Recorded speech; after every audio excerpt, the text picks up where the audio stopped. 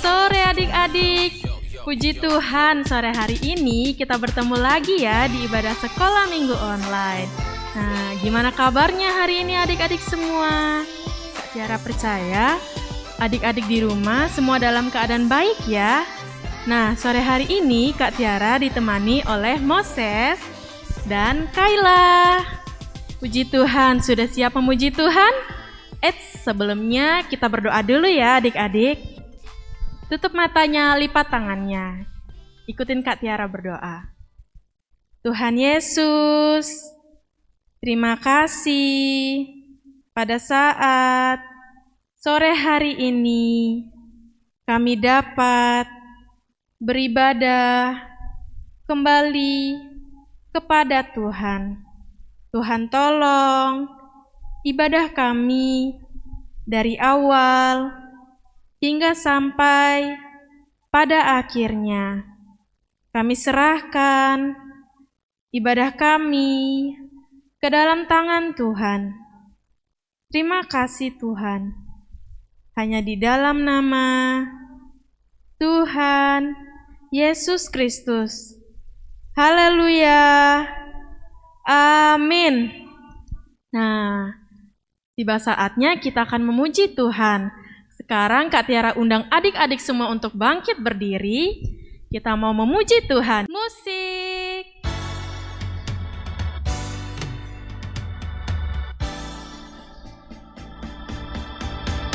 Happy ya ya ya, happy ye ye ye.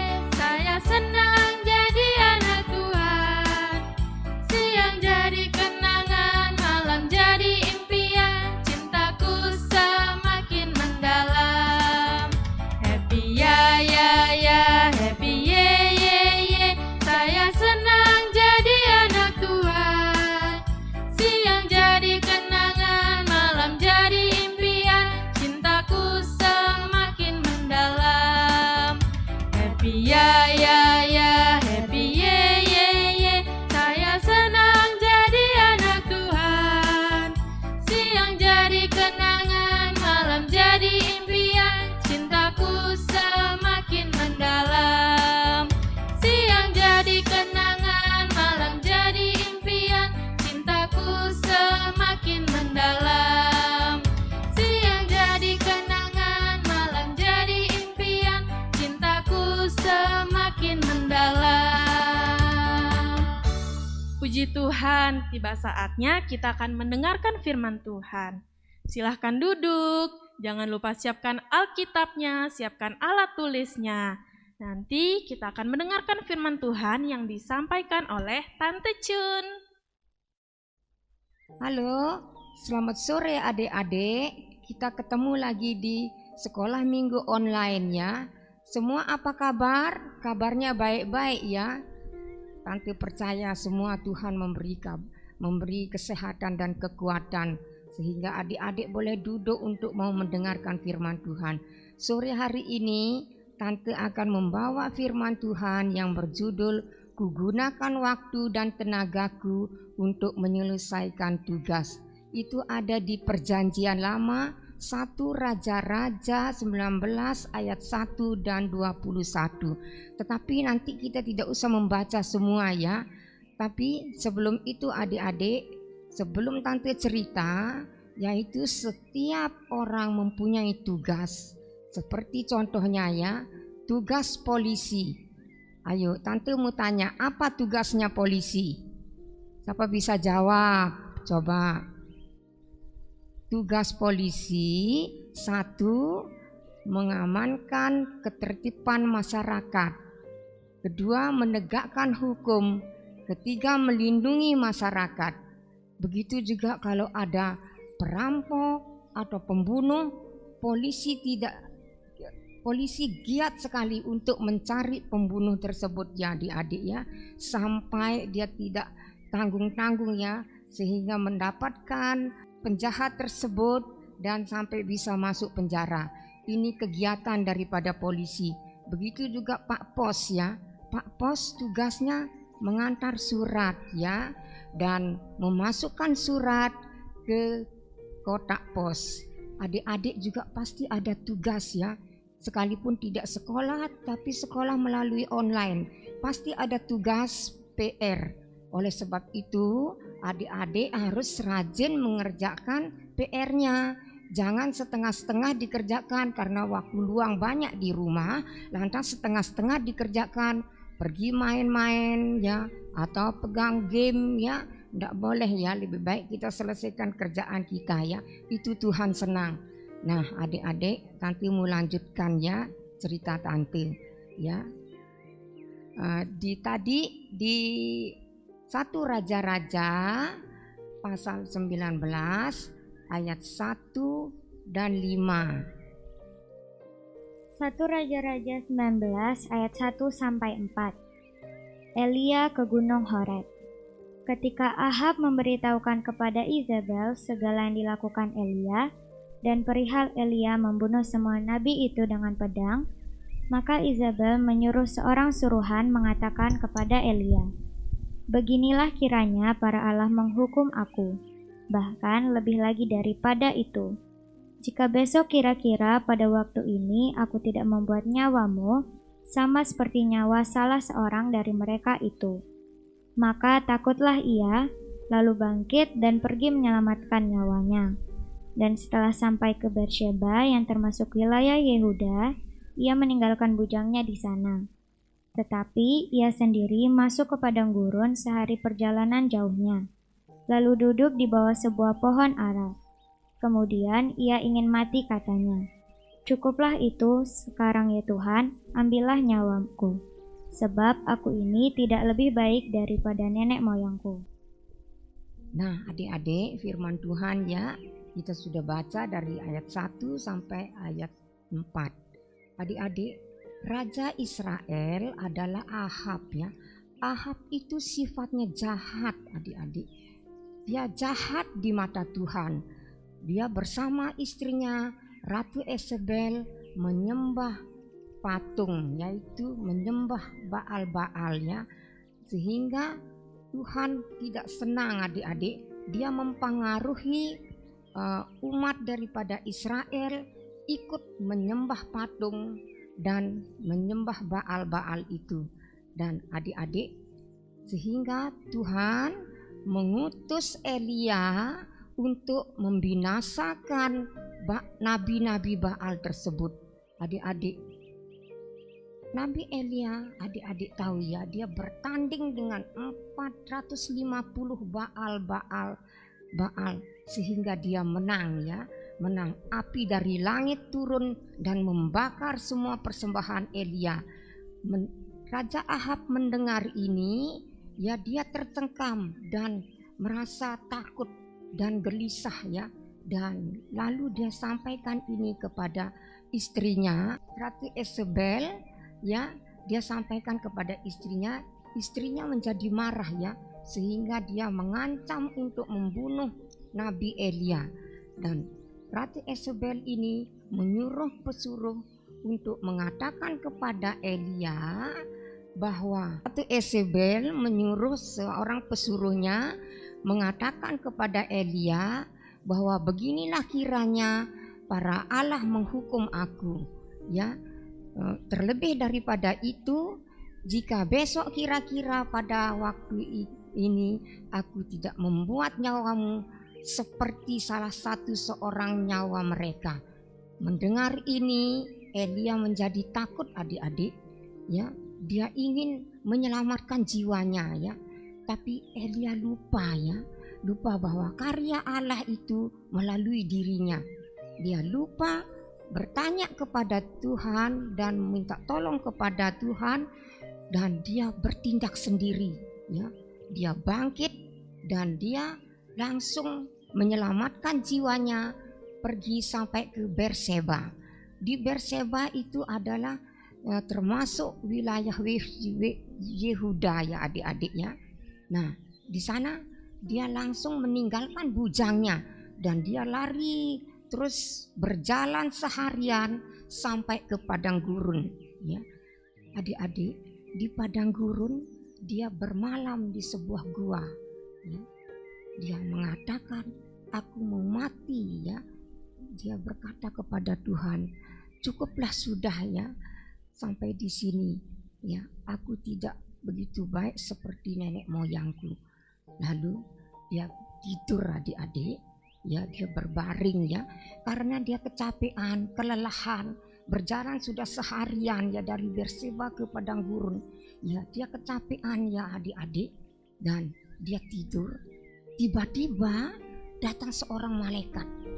Malaikat itu menyentuhnya dan berkata, bangunlah, makanlah.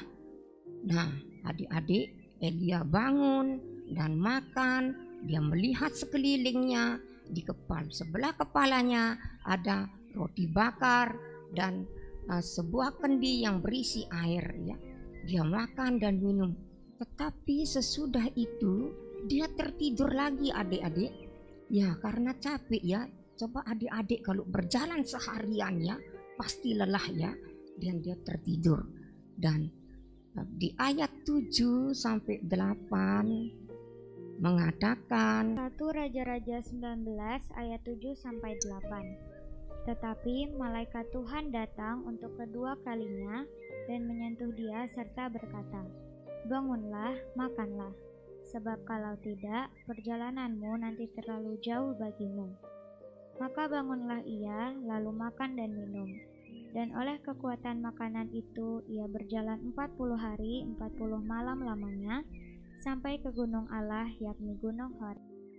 Adik-adik, firman Tuhan mengatakan ya, sesudah malaikat tadi sudah datang menyentuh, datang lagi untuk kedua kalinya menyentuh Elia. Katanya, bangunlah, makanlah. Nah, Tuhan memberi Elia kekuatan yang luar biasa ya. Dia makanan yang ajaib sehingga dia mempunyai kekuatan dan kesehatan. Dia bisa berjalan 40 hari 40 malam berjalan kaki adik-adik sampai ke gunung Allah, yaitu gunung Horeb. Di sana sesampai di gunung Horeb, lantas dia berkata kepada Tuhan, apa Tuhan yang saya harus lakukan? Lantas sampai di sana Tuhan katakan, kamu berdiri di atas gunung dan berhadapan dengan Tuhan. Ya, nanti ada Tuhan di sana. Tetapi adik-adik, begitu tiba-tiba badai datang begitu besar ya, angin besar, badai besar ya, memecah gunung-gunung, membelahkan gunung-gunung dan memecahkan bukit-bukit batu ya, sehingga semua terpecah ya adik-adik. Nah makanya, tetapi tidak ada Tuhan di dalam badai tersebut. Dan lantas tiba-tiba datang gempa adik-adik. Gempa, bagaimana gempa itu ya? Gempa itu adik-adik. Tetapi Elia dia tidak takut ya, karena di sana tidak ada Tuhan ya. Di gempa itu tidak ada Tuhan. Dan datanglah api yang besar sekali adik-adik. Api yang besar sekali. Tetapi di dalam api itu juga tidak ada Tuhan. Nah adik-adik, lantas datanglah angin yang sepoi-sepoi ya, basah ya, datang kepada Elia. Elia tahu, dia menyelubungi mukanya dengan jubahnya dan dia berdiri di depan gua ya. Dan di sana Tuhan berkata firman-Nya, apakah kerjamu di sini hai Elia? Lantas Elia berkata, aku bekerja segiat-segiatnya bagi Tuhan. Bagi Tuhan ya, Allah semesta alam ya. Tetapi orang Israel meninggalkan perjanjianmu dan meruntuhkan mezbah-mezbahmu dan membunuh nabi-nabimu dengan pedang, hingga aku sendiri yang masih hidup ya, sedangkan nyawaku juga akan dicabut ya. Oleh sebab itu bagaimana ini? Dia bertanya kepada Tuhan ya. Tuhan lantas berkata, ya, kamu pergilah ke jalanmu yang dari padang gurun sampai ke Damsyik, ya, sampai ke Damsyik. Setelah sampai di Damsyik, kamu jangan lupakan tugasmu untuk mengurapi Hazael menjadi raja atas Aram. dan mengurapi Yehu cucunya Nimsi menjadi raja Israel. Nah, dan jangan lupa juga kamu mengurapi Elisa menjadi nabi untuk menggantikanmu.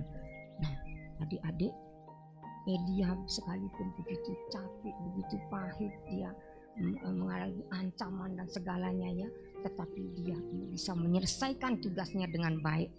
Oleh sebab itu, adik-adik, kalau ada tugas umpamanya di rumah, sekalipun ada PR, ada tugas ya, tapi kita harus kerjakan dengan gembira ya. Nah, Elia waktu itu dia memberanikan dirinya untuk ke Samaria, adik-adik, karena di Samaria sana ada masih 7.000 orang Israel yang menyembah Tuhan. Nah, adik-adik, begitu juga ya, Elia berarti menang dalam menunaikan tugasnya. Dan adik-adik juga harus menyenangkan hati Tuhan ya. Kalau ada tugas harus diselesaikan dengan baik. Nah, firman Tuhan sampai di sini.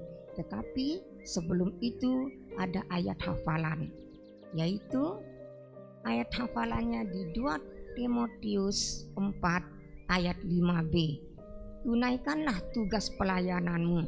Nah, adik-adik, kalau adik-adik yang besar-besar pasti sudah ngerti ya. Tapi kalau yang masih kecil-kecil, minta tolong papa mama untuk membacakan dan menerangkan apa artinya ya. Ya, firman Tuhan Tante bawa sampai di sini dan Tante serahkan kepada Tiara. Nah, sudah dengar firman Tuhan kan adik-adik?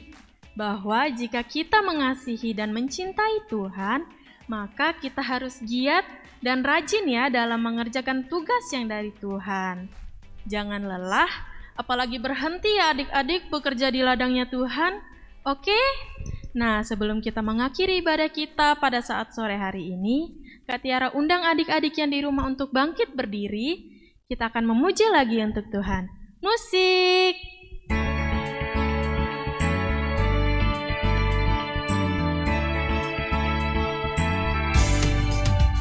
Jangan lelah bekerja di ladangnya Tuhan. Roh Kudus yang beri kekuatan, yang mengajar dan menopang. Tiada lelah bekerja bersamamu Tuhan, yang selalu mencukupkan atas segalanya. Ratakan tanah bergelombang, timbunlah tanah yang berlubang, menjadi siap dibangun di atas dasar iman. Ratakan tanah bergelombang, timbunlah tanah yang berlubang, menjadi siap dibangun di atas dasar iman. Jangan lelah bekerja di ladangnya Tuhan. Roh Kudus yang beri kekuatan, yang mengajar dan menopang. Tiada lelah bekerja bersamamu Tuhan, yang selalu mencukupkan atas segalanya. Ratakan tanah bergelombang, timbunlah tanah yang berlubang, menjadi siap dibangun di atas dasar iman. Ratakan tanah bergelombang,